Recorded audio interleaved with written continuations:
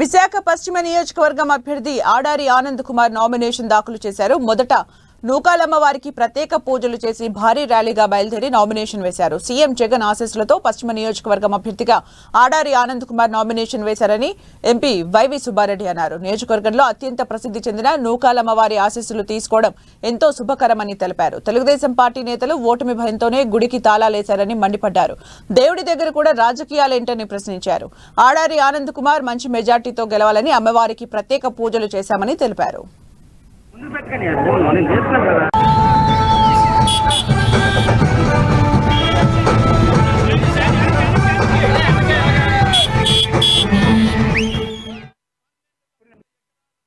విశాఖ పశ్చిమ నియోజకవర్గం నుంచి వైఎస్ఆర్ కాంగ్రెస్ పార్టీ అభ్యర్థిగా గౌరవ ముఖ్యమంత్రి మా పార్టీ అధ్యక్షుడు జగన్మోహన్ రెడ్డి గారి ఆశీస్సులతో విశాఖ పశ్చిమ నియోజకవర్గం నుంచి వైఎస్ఆర్ కాంగ్రెస్ పార్టీ అభ్యర్థిగా రేపు జరగబో ఎన్నికల్లో మే 13వ తారీఖు జరగబో ఎన్నికల్లో వైఎస్ఆర్ కాంగ్రెస్ పార్టీ అభ్యర్థిగా ఆడారి ఆనంద్ కుమార్ గారు ఈరోజు నామినేషన్ సందర్భంగా ఈ నియోజకవర్గంలోనూ ఉన్న ఎంతో ప్రసిద్ధి చెందిన నూకాలమ్మ ఆలయం దర్శించుకొని అమ్మవారి ఆశీస్సులు తీసుకొని నామినేషన్ దాఖలు చేయడానికి పోతున్న సందర్భంగా ఆడారి ఆనంద్ కుమార్ గారికి అమ్మవారి ఆశీస్సులతో మంచి మెజార్టీతో గెలవాలి.